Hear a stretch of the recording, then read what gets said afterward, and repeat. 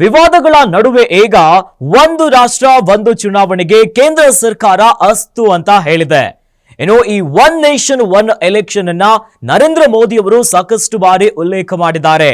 ಸ್ವತಂತ್ರೋತ್ಸವದ ಭಾಷಣದ ವೇಳೆಯೂ ಕೂಡ ಒನ್ ನೇಷನ್ ಒನ್ ಎಲೆಕ್ಷನ್ ಅನ್ನ ಜಾರಿ ಮಾಡ್ತೀವಿ ಅನ್ನುವಂತ ಮಾತನ್ನ ಹೇಳಿದ್ರು.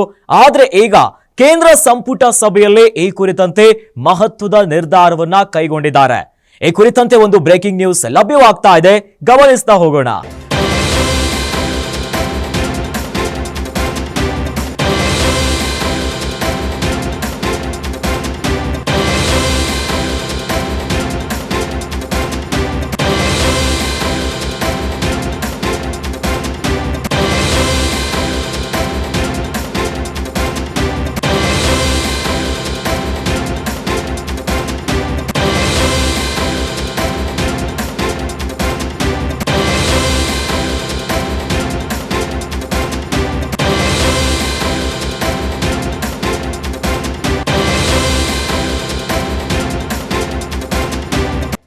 ಒಂದು ರಾಷ್ಟ್ರ ಒಂದು ಚುನಾವಣೆಗೆ ಕೇಂದ್ರ ಅಸ್ತು ಅಂತ ಹೇಳಿದೆ. ಕೇಂದ್ರ ಸಂಪುಟ ಸಭೆಯಲ್ಲಿ ಮಹತ್ವದ ತೀರ್ಮಾನವನ್ನ ಮಾಡಿದ್ದಾರೆ. ಪ್ರಧಾನಿ ಮೋದಿ ನೇತೃತ್ವದಲ್ಲಿ ನಡೆದಂತಹ ಸಂಪುಟ ಸಭೆಯಿದು. ರಾಮನಾಥ್ ಕೋವಿಂದ್ ವರದಿಗೆ ಅನುಮೋದನೆ ಸಿಕ್ಕಿದೆ. ಕೋವಿಂದ್ ವರದಿಯನ್ನ ಅನುಮೋದಿಸಿದಂತಹ ಮೋದಿ ಕ್ಯಾಬಿನೆಟ್ ಲೋಕಸಭೆ ವಿಧಾನಸಭೆಗಳಿಗೆ ಏಕಕಾಲದಲ್ಲಿ ಚುನಾವಣೆಯಾಗುತ್ತೆ. ಇನ್ನು ಚಳಿಗಾಲದ ಅಧಿವೇಶನದಲ್ಲಿ ವಿಧೇಯಕ ಮಂಡನೆ ಮಾಡಲಿಕ್ಕೆ ಈಗ ತೀರ್ಮಾನವನ್ನ ಕೈಗೊಂಡಿದ್ದಾರೆ. ಚಳಿಗಾಲದಲ್ಲಿ ವಿಧೇಯಕವನ್ನ ಮಂಡಿಸಲು ಕೇಂದ್ರ ಸಿದ್ಧತೆಯನ್ನ ನಡೆಸುತ್ತಿದೆ. ವಿರೋಧದ ನಡುವೆಯೂ ಕೂಡ one nation one election, one nation one ಎಲೆಕ್ಷನ್ಗೆ ವಿಪಕ್ಷಗಳ ಭಾರೀ ವಿರೋಧ ಇದೆ. ಒಂದು ರಾಷ್ಟ್ರ ಒಂದು ಚುನಾವಣೆ ಏನಿದು ಭಾರೀ ಸದ್ದು ಮಾಡ್ತಾ ಇದೆ. ಒಂದು ಕಡೆಯಲ್ಲಿ ಪ್ರಧಾನಿ ನರೇಂದ್ರ ಮೋದಿ ಅವರು ಸಾಕಷ್ಟು ಬಾರಿ ಉಲ್ಲೇಖವನ್ನ ಮಾಡಿದ್ದಾರೆ. ಜೊತೆಯಲ್ಲಿ ಕೇಂದ್ರ ಸಂಪುಟದಲ್ಲೂ ಕೂಡ ಈಗ ಅನುಮೋದನೆ ದೊರಕಿದೆ. ಹಾಗಾದ್ರೆ ಏನಿದು ಎಕ್ಸಾಕ್ಟ್ ಆಗಿ ಗಮನಿಸ್ತಾ ಹೋಗೋಣ. ಏನಿದು ಒನ್ ನೇಷನ್ ಒನ್ ಎಲೆಕ್ಷನ್? ದೇಶದಾದ್ಯಂತ ಏಕಕಾಲಕ್ಕೆ ಎಲ್ಲಾ ಚುನಾವಣೆಗಳು ನಡೆಯಬೇಕು. ಒಂದು ರಾಷ್ಟ್ರ ಒಂದು ಚುನಾವಣೆಯ ಪ್ರಕಾರ ದೇಶದಾದ್ಯಂತ ಏಕಕಾಲಕ್ಕೆ ಎಲ್ಲಾ ಚುನಾವಣೆಗಳು ನಡೆಯಬೇಕು. ಲೋಕಸಭಾ, ವಿಧಾನಸಭಾ, ನಗರ, ಪಟ್ಟಣ ಪಂಚಾಯಿತಿ, ಗ್ರಾಮ ಪಂಚಾಯಿತಿ ಚುನಾವಣೆ ಏಕಕಾಲದಲ್ಲಿ ನಡೆಯಬೇಕು. ಒನ್ ನೇಷನ್ ಒನ್ ಎಲೆಕ್ಷನ್ ಪ್ರಕಾರ ದೇಶದಾದ್ಯಂತ ಏಕಕಾಲಕ್ಕೆ ಎಲ್ಲಾ ಚುನಾವಣೆಗಳು ನಡೆಯಬೇಕು. ಲೋಕಸಭಾ, ವಿಧಾನಸಭಾ, ನಗರ ಮತ್ತು ಪಟ್ಟಣ ಪಂಚಾಯಿತಿ ಸೇರಿ ಗ್ರಾಮ ಪಂಚಾಯಿತಿ ಚುನಾವಣೆಯೂ ಕೂಡ ಏಕಕಾಲದಲ್ಲೇ ನಡಿಬೇಕು. ಇನ್ನು ದೇಶದಲ್ಲಿ ಪ್ರಸ್ತುತ ಇರುವ ಹಾಗೆ ಒಂದೊಂದು ಬಾರಿ ಒಂದೊಂದು ಚುನಾವಣೆಗಳು ನಡೀತಾ ಹೋಗುತ್ತೆ. ಆದ್ರೆ ಒನ್ ನೇಷನ್ ಒನ್ ಎಲೆಕ್ಷನ್ ಪ್ರಕಾರ ಏಕಕಾಲದಲ್ಲೇ ಎಲ್ಲಾ ಚುನಾವಣೆಯಾಗತ್ತೆ.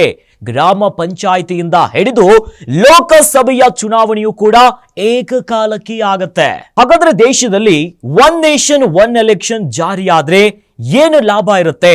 ದೇಶದಾದ್ಯಂತ ಚುನಾವಣೆ ಏಕಕಾಲದಲ್ಲಿ ನಡೆಯೋದಾದ್ರೆ ಏನೇನು ಲಾಭಗಳಿದೆ? ಇವೆಲ್ಲವನ್ನ ಗಮನಿಸ್ತಾ ಹೋಗೋಣ. ಒನ್ ನೇಷನ್ ಒನ್ ಎಲೆಕ್ಷನ್ ಲಾಭ ಏನು?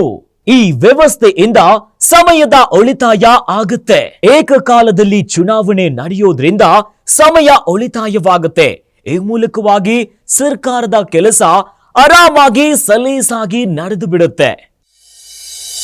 ಚುನಾವಣೆಗೆ ಆಗುವ ಖರ್ಚು ವೆಚ್ಚಗಳನ್ನು ಕಡಿಮೆ. ಏಕಕಾಲದಲ್ಲಿ ಚುನಾವಣೆ ನಡೆಯೋದ್ರಿಂದ ಈ ಮೂಲಕವಾಗಿ ಸರ್ಕಾರದ ಖರ್ಚು ವೆಚ್ಚಗಳು ಕಡಿಮೆಯಾಗುತ್ತೆ. ಇಲ್ಲದಿದ್ರೆ ಪ್ರತಿ ಬಾರಿ ಚುನಾವಣೆ ಎಂದಾಗ ಲಕ್ಷಾಂತರ ಕೋಟ್ಯಾಂತರ ರೂಪಾಯಿಗಳು ಸರ್ಕಾರ ಭರಿಸಬೇಕಾಗತ್ತೆ. ಭದ್ರತೆಯಿಂದ ಹಿಡಿದು ಸಕಲ ಸಿದ್ಧತೆಗಳನ್ನ ಮಾಡಲಿಕ್ಕೆ ಚುನಾವಣೆಗೆ ಸಾಕಷ್ಟು ದೊಡ್ಡ ಮೊತ್ತದ ಖರ್ಚುಗಳು ಆಗುತ್ತೆ. ಈ ಮೂಲಕವಾಗಿ ಏಕಕಾಲದಲ್ಲಿ ಚುನಾವಣೆ ಆಗೋದ್ರಿಂದ ಖರ್ಚು ವೆಚ್ಚಗಳನ್ನ ಕಡಿಮೆ ಮಾಡಬಹುದು.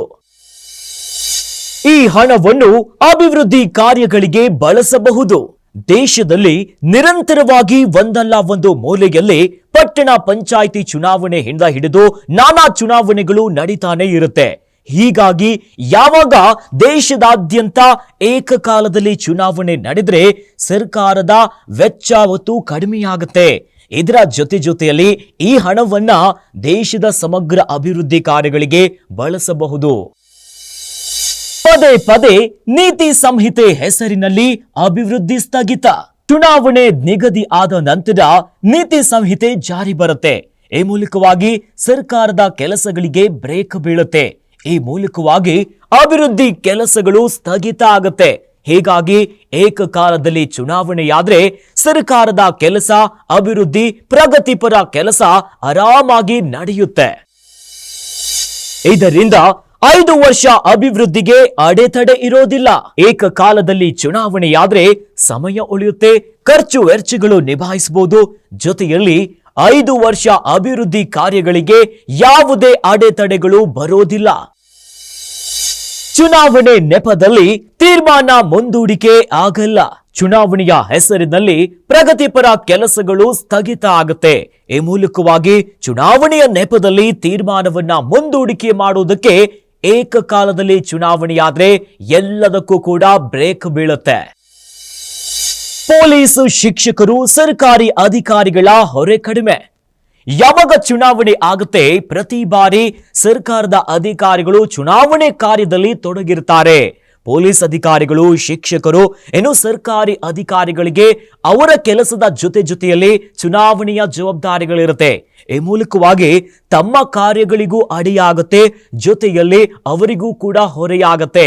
ಈ ಮೂಲಕ ದೇಶದಲ್ಲಿ ಏಕಕಾಲಕ್ಕೆ ಚುನಾವಣೆ ನಡೆದ್ರೆ ಅಧಿಕಾರಿಗಳ ಮೇಲೆ ಒತ್ತಡ ಮತ್ತು ಹೊರೆ ಕೂಡ ಕಡಿಮೆಯಾಗುತ್ತೆ. ಒನ್ ನೇಷನ್ ಒನ್ ಎಲೆಕ್ಷನ್ ಎಷ್ಟೊಂದು ಲಾಭವನ್ನ ಹೊತ್ತಿರೋದಾದ್ರೆ ಯಾಕೆ ಇದನ್ನ ಪಾಸ್ ಮಾಡ್ಲಿಕ್ಕೆ ಒಂದಿಷ್ಟು ಕಷ್ಟಗಳು ಶುರುವಾಗಿದೆ, ಇನ್ನು ವಿವಾದಗಳನ್ನ ಸುತ್ತುಕೊಂಡಿದೆ. ಇವೆಲ್ಲವನ್ನ ಗಮನಿಸ್ತಾ ಹೋಗೋಣ. ಈ ವ್ಯವಸ್ಥೆ ಜಾರಿ ಮಾಡೋದೇ ದೊಡ್ಡ ಸವಾಲು. ಭಾರತದಂತ ದೇಶದಲ್ಲಿ ಏಕಕಾಲಕ್ಕೆ ಚುನಾವಣೆ ಮಾಡೋದು ದೊಡ್ಡ ಸವಾಲೇ ಹೌದು. ಎಲ್ಲಾ ಸರ್ಕಾರಿ ಸಂಸ್ಥೆಗಳು, ಅಧಿಕಾರಿಗಳು ಕಾರ್ಯಗಳನ್ನ ಸಂಪೂರ್ಣ ಇಷ್ಟು ದೊಡ್ಡ ಜನಸಂಖ್ಯೆ ಇರುವ ಹೊತ್ತಿನಲ್ಲಿ ಈ ವ್ಯವಸ್ಥೆಯನ್ನ ದೇಶದಾದ್ಯಂತ ಏಕಕಾಲಕ್ಕೆ ಚುನಾವಣೆ ಮಾಡೋದು ಸುಲಭದ ಮಾತಲ್ಲ. ಕಾನೂನಾತ್ಮಕ ತೊಡಕು, ತಾಂತ್ರಿಕ ಅಡಚಣೆಗಳಿವೆ. ಏಕಕಾಲಕ್ಕೆ ಚುನಾವಣೆಯನ್ನ ನಡೆಸುವುದಕ್ಕೆ ಕಾನೂನಾತ್ಮಕ ತೊಡಕುಗಳ ಜೊತೆಯಲ್ಲಿ ತಾಂತ್ರಿಕ ಅಡೆತಡೆಗಳು ಕೂಡ ಇದೆ. ಜಾರಿಯಾದ್ರೆ ಸರ್ಕಾರ ವಿಸರ್ಜನೆ ಮಾಡಬೇಕಾಗುತ್ತಾ? ಒಂದು ವೇಳೆ ಏಕಕಾಲದಲ್ಲಿ ಚುನಾವಣೆ ಆಗುವಂತಹ ಒನ್ ನೇಷನ್ ಒನ್ ಎಲೆಕ್ಷನ್ ಅನ್ನ ಜಾರಿ ಮಾಡಿದ್ರೆ ಸರ್ಕಾರ ವಿಸರ್ಜನೆ ಮಾಡಬೇಕಾಗುತ್ತಾ ಅನ್ನುವ ಪ್ರಶ್ನೆ ಉದ್ಭವ ಆಗುತ್ತೆ. ಅತಂತ್ರ ವಿಧಾನಸಭೆ ನಿರ್ಮಾಣವಾದ್ರೆ ಮುಂದೇನು? ವಿಧಾನಸಭಾ ಚುನಾವಣೆಯಲ್ಲಿ ಅತಂತ್ರ ಆದ್ರೆ ಮುಂದೇನು ಅಂತ ಒಂದು ಪರಿಸ್ಥಿತಿ ಎದುರಾದ್ರೆ ಮುಂದೆ ಯಾವ ನಿರ್ಧಾರವನ್ನ ಕೈಗೊಳ್ಳಬೇಕಿರುವಂತ ಪ್ರಶ್ನೆ ಕೂಡ ಎದುರಾಗುತ್ತೆ. ಅವಿಶ್ವಾಸ ನಿರ್ಣಯದಲ್ಲಿ ಸರ್ಕಾರಕ್ಕೆ ಸೋಲಾದರೆ ಮುಂದೇನು? ಎಲ್ಲಾದ್ರೂ ಜಾರಿಯಾದ್ರೆ ಅವಿಶ್ವಾಸ ನಿರ್ಣಯದಲ್ಲಿ ಸರ್ಕಾರಕ್ಕೆ ಸೋಲಾದ್ರೆ ಮುಂದೇನು ಅನ್ನುವಂತಹ ಪ್ರಶ್ನೆ ಕೂಡ ಕಾಡುತ್ತೆ. ಸರ್ಕಾರ ಪತನವಾದ್ರೆ ಪರ್ಯಾಯ ಮಾರ್ಗವೇನು? ಅತಂತ್ರ, ಅವಿಶ್ವಾಸ ಅಂತ ಪರಿಸ್ಥಿತಿಗಳು ನಿರ್ಮಾಣ ಆದಾಗ ಸರ್ಕಾರ ಎಲ್ಲಾದ್ರೂ ಪತನವಾದ್ರೆ ಪರ್ಯಾಯ ಮಾರ್ಗ ಏನಿದೆ ಅನ್ನುವಂತಹ ಪ್ರಶ್ನೆ ಉದ್ಭವ ಆಗುತ್ತೆ. ಮುಂದಿನ ಅವಧಿಯವರೆಗೂ ರಾಷ್ಟ್ರಪತಿ ಆಡಳಿತ ಇರುತ್ತಾ? ಸರ್ಕಾರ ಪತನ ಆದ್ರೆ ಮುಂದೇನಾಗುತ್ತೆ? ಯಾವ ರೀತಿಯಾದಂತಹ ಕ್ರಮವನ್ನ ಕೈಗೊಳ್ತಾರೆ? ಜೊತೆಯಲ್ಲಿ ಅಲ್ಲಿಯವರೆಗೂ ಆ ಒಂದು ಸ್ಥಾನಕ್ಕೆ ರಾಷ್ಟ್ರಪತಿ ಆಡಳಿತ ಇರುತ್ತಾ ಅನ್ನುವಂತಹ ಯಕ್ಷ ಪ್ರಶ್ನೆ ಮೂಡ್ತಾ ಇದೆ. ಆಗ ಮಧ್ಯಂತರ ಚುನಾವಣೆ ನಡೆಯೋದಿಲ್ವಾ? ಸರ್ಕಾರ ಪತನ ಆದ್ರೆ ಆಗ ಮಧ್ಯಂತರ ಚುನಾವಣೆ ನಡೆಯುತ್ತಾ ಅಥವಾ ನಡೆಯೋದಿಲ್ವಾ? ಜೊತೆಯಲ್ಲಿ ಅಂತಹ ಮುಂದಿನ ಅವಧಿಯವರೆಗೂ ರಾಷ್ಟ್ರಪತಿ ಆಡಳಿತ ಇರುತ್ತಾ ಅನ್ನುವಂತಹ ಸಾಲು ಸಾಲು ಪ್ರಶ್ನೆಗಳಿವೆ. ಇವಿಎಂ ಯಂತ್ರಗಳು, ಹಣಕಾಸು, ಸಿಬ್ಬಂದಿ ಬಲ ಬೇಕು. ದೇಶದಲ್ಲಿ ಏಕಕಾಲಕ್ಕೆ ಚುನಾವಣೆಯನ್ನ ನಡೆಸಬೇಕು ಅಂತಂದ್ರೆ ದೊಡ್ಡ ಸವಾಲೇ ಹೌದು. ಆಗ ಇವಿಎಂ ಯಂತ್ರಗಳು ಬೇಕಾಗುತ್ತೆ. ಗ್ರಾಮ ಪಂಚಾಯಿತಿಯಿಂದ ಹಿಡಿದು ಲೋಕಸಭೆ ಚುನಾವಣೆಯನ್ನ ನಡೆಸಬೇಕು ಅಂತಂದ್ರೆ ಅಲ್ಲಿ ಇವಿಎಂ ಯಂತ್ರಗಳ ನಿರ್ವಹಣೆ ಸರಿಯಾದ ರೀತಿಯಲ್ಲಿ ಆಗಬೇಕು. ಇನ್ನು ಆಯೋಗಕ್ಕೆ ಹಣಕಾಸಿನ ನಿರ್ವಹಣೆ ಕೂಡ ದೊಡ್ಡ ಜವಾಬ್ದಾರಿ ಆಗತ್ತೆ. ಜೊತೆಯಲ್ಲಿ ಸರ್ಕಾರಿ ಅಧಿಕಾರಿಗಳ ಬಲ ಬೇಕು.